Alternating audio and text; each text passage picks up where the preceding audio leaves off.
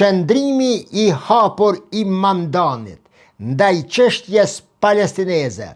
nuk dohet shikuar thjesht vetëm si një akt guximi politik, por para së gjithash dhe mbi të gjitha duhet shikuar si një akt i thyerjes së barierës së frikës të ngritur mbi tabut kronike amerikane. Tabu këto të ngulitura nga dekada të hegemonisë cioniste në vetëdijen publike amerikane, deri tek qarqet më vendimmarrëse dhe midis elitave mediatike që i shfrytëzojnë mediat për mjegullimin e syve dhe të hapësirës para syve të qytetarëve të rëndomt amerikan. Mamdani pra po thoshte përmes veprimeve të tij para fjalëve të tij se epoka e heshtjes kishte mbaruar dhe se drejtësia nuk njeh më përjashtime në zemër të New Yorkut. Kjo shënon fillimin e një ndryshimi në vetë thelbin e politikës edhe të jashtme amerikane, nga pragmatizmi i interesave në etikën e përputhjes me vlerat e gjithëmbarshme njerëzore. Andaj, në një nga videot e mia të kaluara, teksa kam folur për politikën amerikane dhe për fitoren spektakolare të Mamdanit në New York, e pata shtruar pyetjen se a thua, a i duhet pikërisht sot Kosovës një Zahran Mamdan dhe cili mund të ishte ai njeri? Cili është ai njeri i cili i thën këto konvergjenca, këto dallime, këto konflikte, deri në përmasa armiqësie të krahëve politik në Kosovë? Prej nga erdhi kjo armiqësi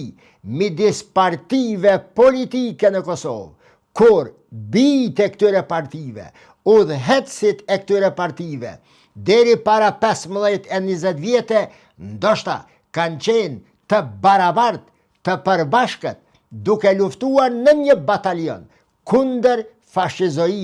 fashizmit serb. Nga erdhi kjo ndarje kaq e thellë, në përmasa sa klasa politike sot është në gjendje ta shemb Kosovën në themel vetëm e vetëm për interesat e tyre. Andaj kam thënë se, edhe nëse në formë pyetje, se a thua a ka nevojë sot Kosova për një Mamdan, në fakt brenda pyetjes është fshehur përgjigjja ime se me patjetër. Nga ky batak në të cilin ka ra Kosova, mund ta shpëtoj vetëm një Zahran Mamdan i ri, i cili është në gjendje ti të i kaloj këto ndësi dhe ta mbledh para së gjithash, ta krijoj para së gjithash një vetëdije përbashkësie qytetare, kosovare, shqiptare tek ne, ku partit si parti, si organizma politik, të veprojnë vetëm si konkurent për marrjen e pushtetit, por jo si armiqësor mes vete që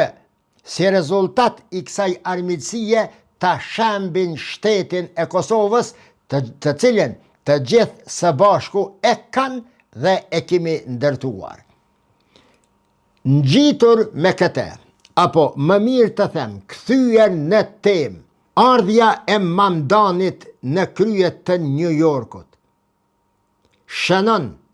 fillimin e një ndryshimi në thelb të politikës së brendshme amerikane dhe fillimi i ndryshimit të qasjeve politike në diplomacinë amerikane. Se a do të jetë Gaza një moment kyç që ripërcakton aleancat amerikane dhe çmonton kornizën e vjetër morale, mbi të cilën është ndërtuar perandoria, mbetet të presim, por mua më mbajnë shpresat se mund të realizohet. Siç do të jetë edhe në anën tjetër, siç do të bëhet e qartë se qëndrimet ndaj Palestinës, sikur në të kaluarën, por edhe në të ardhmen, nuk mund të mbeten më thjesht çështje e vetëm politikës së jashtme, e mendësisë politike amerikane, por do të jenë një provë dhe një sprovë e qytetarisë,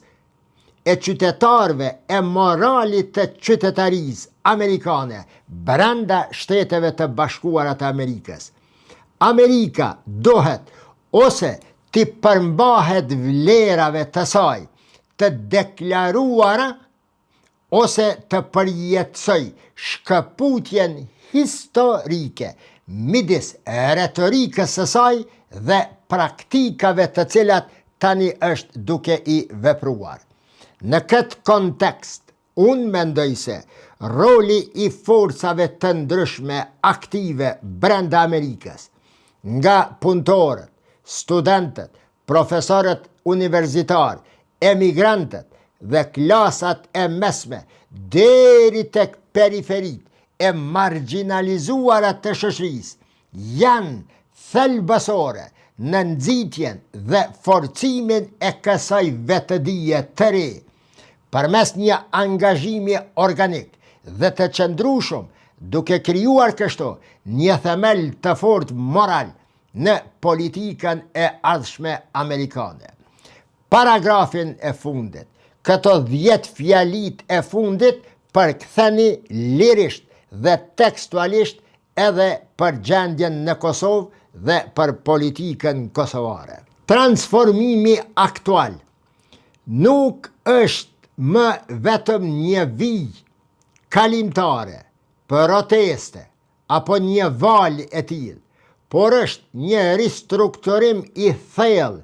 i vetë përmbajtjes dhe strukturës së pushtetit në New York dhe në Shtetet e Bashkuara të Amerikës.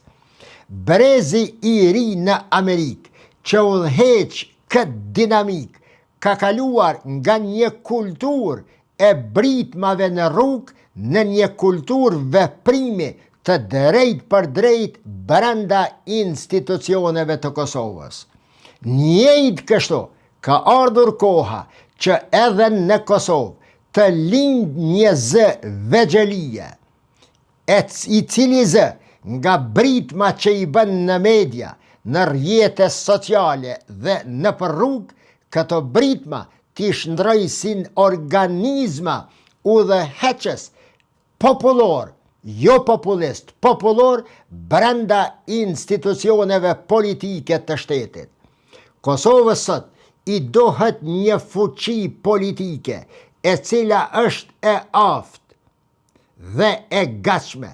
qoftë edhe nëse humbë nga vetvetja, ti te i kalojnë ndasit të cilat janë krijuar brenda politikës amerikane dhe të cilat nuk politikës kosovare dhe të cilat nuk janë as pak më të lehta se që ishin brenda politikës amerikane në përgjithësi e të New Yorkut në veçanti. Transformimi që u bë në politikën e New Yorkut, në laboratorin kryesor, ekonomik, mediatik, politik dhe të fuqive të tjera të Shteteve të Bashkuara të Amerikës, jam më së i sigurt se nuk ka me pas të ndalur. Këtë brez të ri, këtë fuqi të re mund të ndërpresin dhe të parandalojnë suksesin e tyre vetëm fuqit e erta,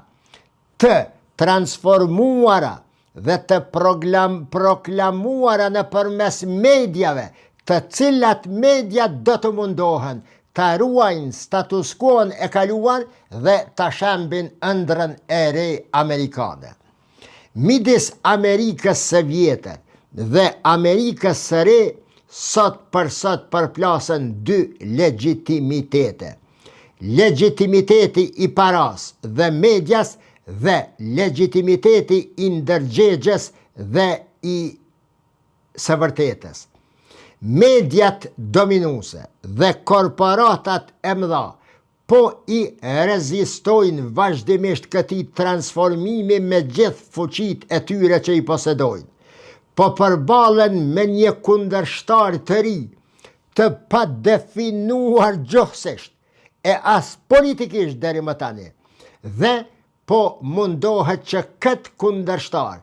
ta vizatoj, ta ngjyros dhe portretizoj sa më shpejt dhe sa më thjesht për ta vendosur në target e targetin pastaj më lehtë për ta sulmuar. Për çfarë Amerike e kemi fjalën miq këto? Çfarë i nevojitet botës? Çfarë Amerike i nevojitet botës dhe çfarë Amerike ju nevojitet qytetarëve të saj? Ju nevojitet një Amerikë e cila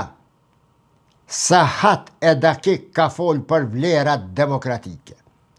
për zbulimet industriale dhe shkencore,